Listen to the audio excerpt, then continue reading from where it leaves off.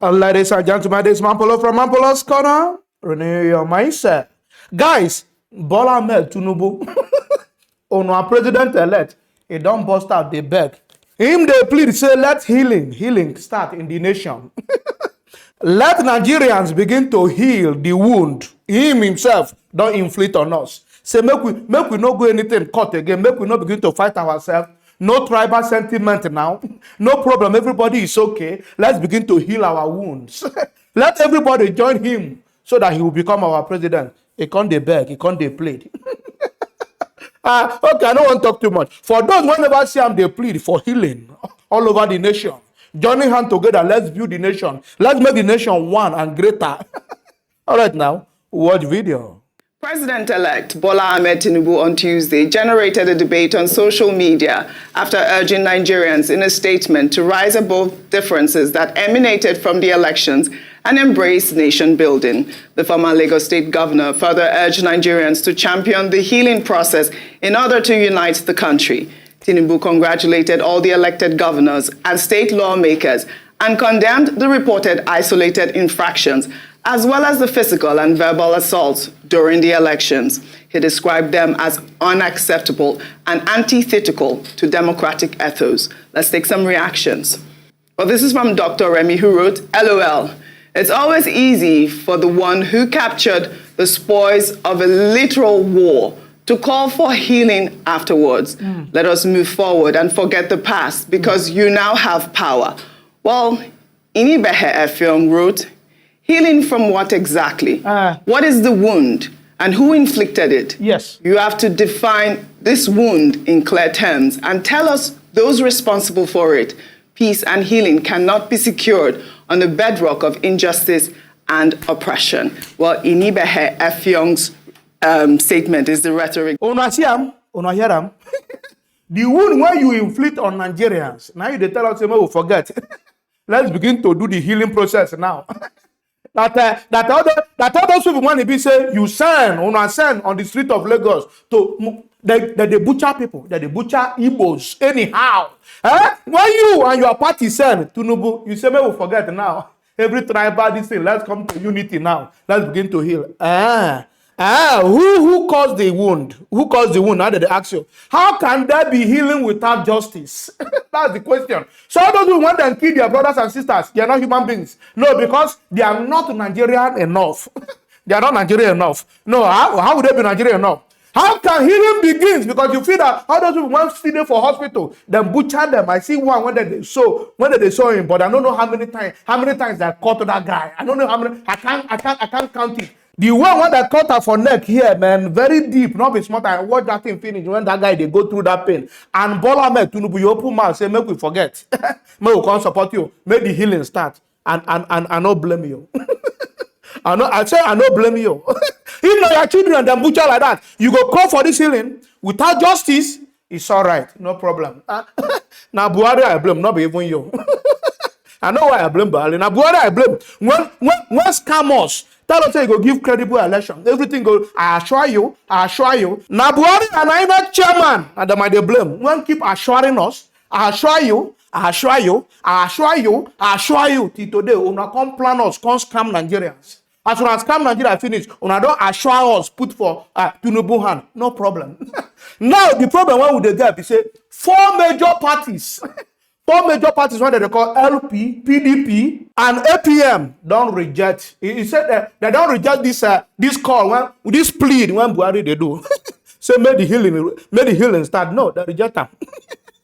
I said 4 major opposition parties when participate in this election, they reject the cause. The cause of Bola Ahmed Tinubu for healing process to start in Nigeria. And let's become united now. Suddenly, no more tribal differences. It's all right. When I want to see the major parties, LP, PDP, AA, APM. Then don't finally reject that call by Bola Ahmed Tinubu for national healing. They can't sham the door to court. Then share the road to court. Say, no, we must finish this fight in court. Whether the court is credible, whether we trust the court or not, but we must go to the court. What is right is right. What is wrong, irrespective of who is doing it. For those who never see these parties, they shut the door to court. Then they shut the door to court. They reject the call. They reject the call of national healing and all that. All right, now watch video. As the curtain falls on the time frame for filing of petitions against the outcome of the February 25 presidential election, the presidential candidate of the Labour Party, Mr. Peter Obi, and People's Democratic Party, Alhaji Atiku Abubakar, Action Alliance, Solomon Okongwa, and Allied People's Movement, APM Chichi Oje, have filed for the nullification of the declaration of Bola Tinubu of the All Progressive Congress as president-elect by the Independent National Electoral Commission, INEC. Atiku swelled the list with his petition filed on Tuesday in Abuja, although details of the application by the PDP were yet to be made available.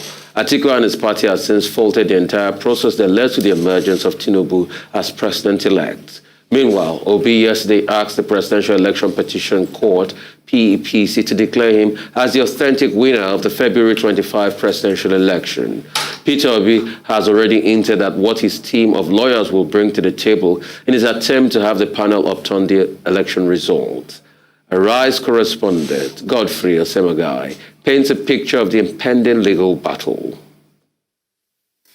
Presidential election petitions are filed 21 days after announcement of the results, with a 180-day timeline within which to dispose of the case.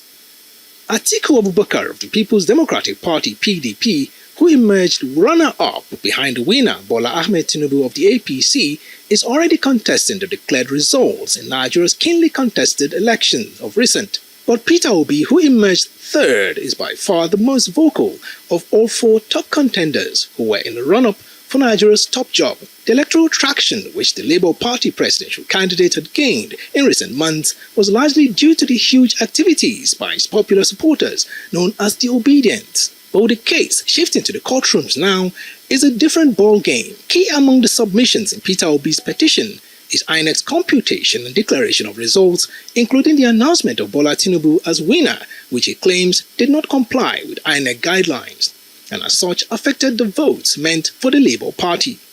The Labour Party candidate is also contending that at the time of the conduct of the presidential election, Tinubu was not qualified to run due to a pending lawsuit against him, and for his running mate, Kashim Shettima, who was still a serving senator when he ran for office, he alleged that it is in clear breach of the Electoral Act, and in consequence, Peter Obi, among other prayers, is asking the tribunal to issue him a certificate of return as the duly elected Nigerian president, or in the case where it cannot do so, he is urging the panel to cancel the entire election and hold fresh polls, of which the APC presidential candidate Bola Ahmed Tinubu will not be on the ballot. Godfrey Eshemoge, Arise News. All right. Are there a lot to talk about with regards to this? Yes, a lot to talk about. Go to court.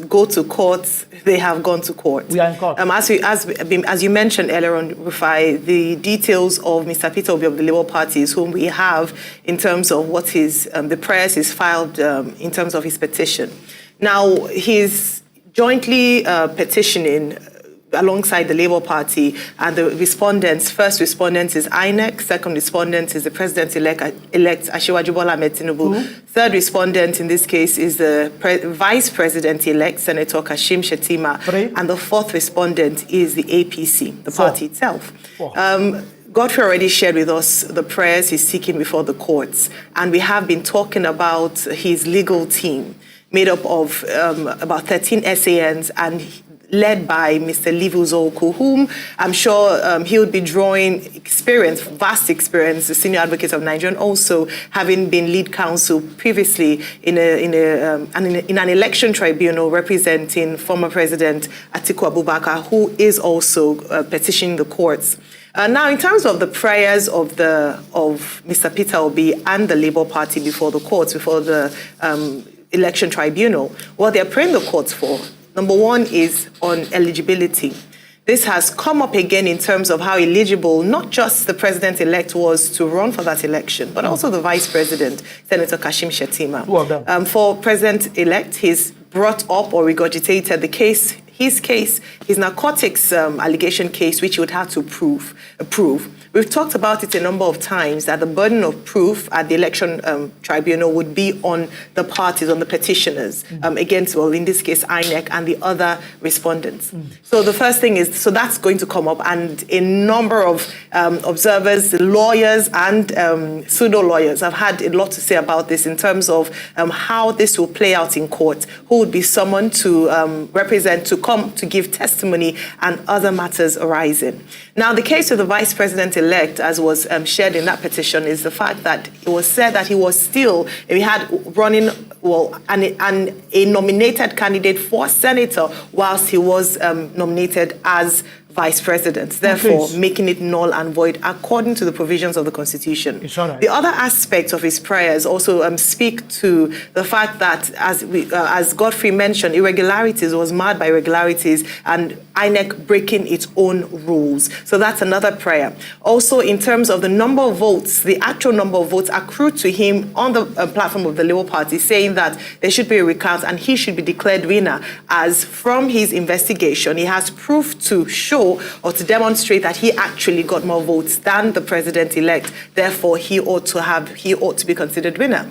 He's also praying the court for there to be an outright, if in the case that doesn't happen, an alternative outright cancellation of the elections or that happened on the 25th of February, and a fresh election should be conducted by INEC. So This election, he's praying, would exclude Asiwaju Bola Ahmed Tinubu and Senator Kashim Shettima of the APC. Ow. These are critical aspects of the petition that he's filed. Now, I've seen somewhere people have said jokingly that Nigerian elections, in this cycle at least, has become government democracy, has become government for the people by the judiciary, government of the people by the judiciary for the people. Because what we see now is that in election cases, the courts decide finally who would emerge candidate. It's the courts then listen to the merits of the case to determine who will become, who will emerge as the ultimate winner.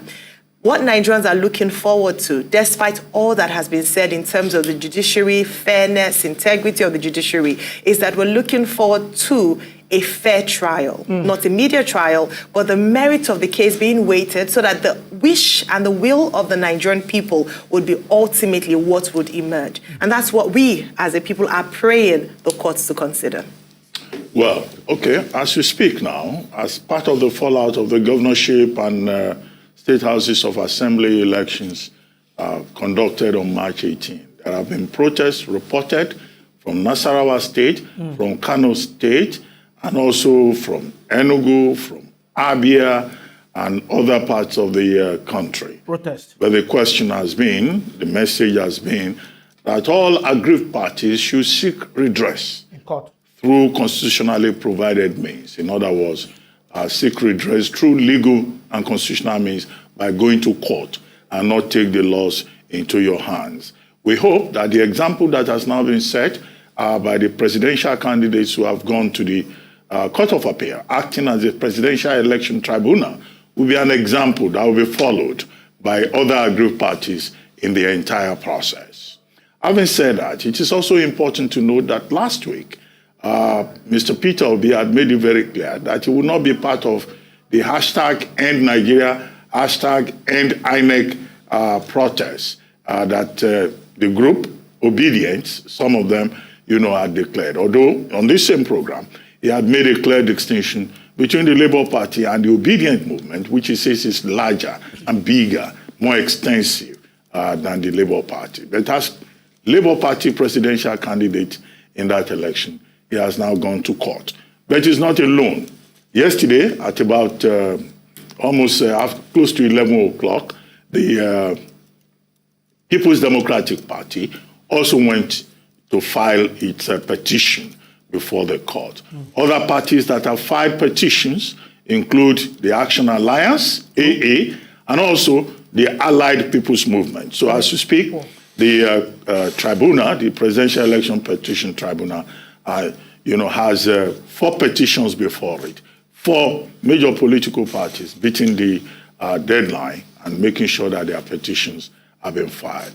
What is next? What is next now is that the tribunal will begin to hear the matters. The key difference is that in the Peter Obi Labour Party case, as plaintiffs, there are 4 respondents: Tinubu, Kashim Shettima, APC, and INEC in that order. In the PDP case, there are only 2 plaintiffs, the PDP and Atiku Abubakar, and 3 respondents. Kashim Shettima, the vice presidential candidate and vice president-elect of the APC, was not included among the respondents. So the essential difference in those 2 major petitions is that in the case of the petition by the Labour Party and its candidate, Mr. Peter Obi, are asking that, in fact, both Asiwaju Bola Ahmed Tinubu and his running mate, Kashim Shettima, were not even qualified in the first place. Jesus. Number 2, they are asking that they should have been, the Labour Party won the election, and that, Bola Ahmed Tinubu did not win that election. They are also saying that INEC did not follow his own rules, and that that election was conducted in violation of the enabling laws of the Electoral Act. So, at the end of the day, Labour Party is coming up with 5 prayers, 2 main prayers and 3 alternative prayers, all to the effect that that election, 1, should be declared null and void and cancelled, and a rerun ordered in the event that the court cannot say, okay, Tinubu did not win, let's annul some of his votes and then declare Mr. Peter Obi the winner of the case. In the case of the PDP and the 2 other political parties, AA and APM, they are also asking that that election was not conducted according to the law. Well, I mean, without prejudice to what will come up at the tribunal, now that the matter is before the tribunal, it will be wrong. It will be contemptuous for anyone to try to argue the case outside the province of the tribunal. However, certain sections of the law are likely to be at issue.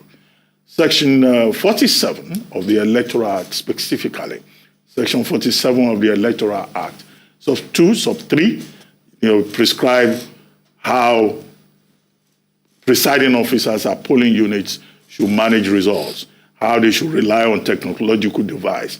But that section is very clear that whatever technological device that they adopt must be as prescribed by INEC. And that if there is any issue, INEC reserves the right to cancel the election at that particular polling unit and then order another election within 24 hours, which was the case during the presidential election. In 141 polling units in Bayelsa State, and which was also the case, more or less, although the circumstances are a bit more detailed, in Lagos State, in 10 polling units in the Lekki VGC area of Lagos. Also of interest will be Section 131 of the Nigerian Constitution, which deals with qualification for the presidential election. Also at issue will be Section 137, sub D, sub E of the 1999 Constitution, dealing with disqualification, because the case of the Labour Party is inked on 137D and E about Asiwaju Bola Ahmed Tinubu having had a case in the United States involving $460,000. Also at issue here will be sections 148 and 149 of the Electoral Act. Section 148 gives INEC the right to issue guidelines. So the question will be, did INEC follow his own guidelines? Oh dear. Section 149 says where anybody is aggrieved that it has not followed its own guidelines, the place to go is a court. Well, also may be of issue will be Section 60 of the same Electoral Act. So we should expect a lot of legal fireworks at the tribunal. Already, some of the parties who are protesting are saying, well, maybe for the first time in Nigerian history, we'll see a presidential election being overturned by the tribunal. But, it's a long race. It's a long road ahead. This is just the beginning of it. But what is important is that the various gladiators have chosen the option of seeking redress in a peaceful manner through the courts. And the burden now, the heavier burden, will be on the judiciary to ensure that justice is not just done, but it is seen to have been done. Good. Thank you, All right. Ruben. Finally, we're in court. But I think the bone of contention why people are going to court is how the elections were conducted. That's it. The process. The process. And I'll remember and I'll try to summon the story of Abel Mutai. I'm sure you're going to ask me, what will a Kenya runner do as regards the election petition in Nigeria? A lot. Abel Mutai had a very interesting story. He was running at a marathon. He was close to the end point. But because of the signage, he thought the race was over. So he stopped for a bit. But another Spanish runner kept on pushing him and urged him to finish. And when the Spanish runner was asked, why did you push him to the end? You could have won the race. He stopped running. He didn't see the signs. And he said, no, it is only justice that will allow me to do that, because if he had continued, he would have won the race. But I want to build a community where we do things rightly. And that's the correlation here. The reason why these petitioners are going to court is because they want to challenge what happened as regards the system, the irregularities as regards the electoral process.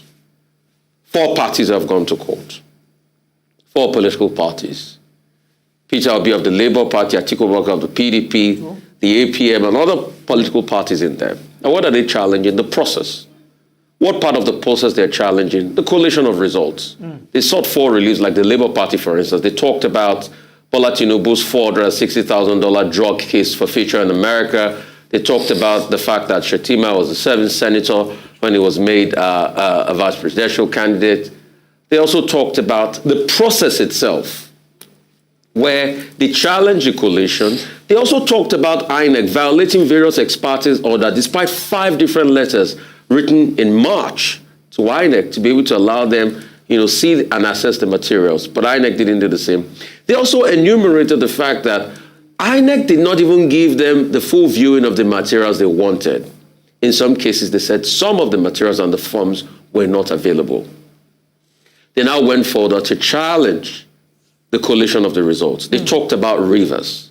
They talked about Benue, claiming that their candidate won in Rivers and in Benue, but the votes, were manipulated to favor the opposing party. They talked about their own empirical facts. And for them to be able to defend this case, and furthermore, they talked about that sticky 25% in Abuja. For them to be able to defend the case, they talked about the fact that they'll have witnesses like people that will have representatives from the Amazon Web Services. Amazon Web Services is being mentioned here because the INEC server is hosted on the Amazon Web Services, AWS. They talked about forensic experts as witnesses. They'll also take clips from television and newspaper entries as regards the electoral process. And they have a potpourri of witnesses, and it was also contained in the oath, about a 100-page document.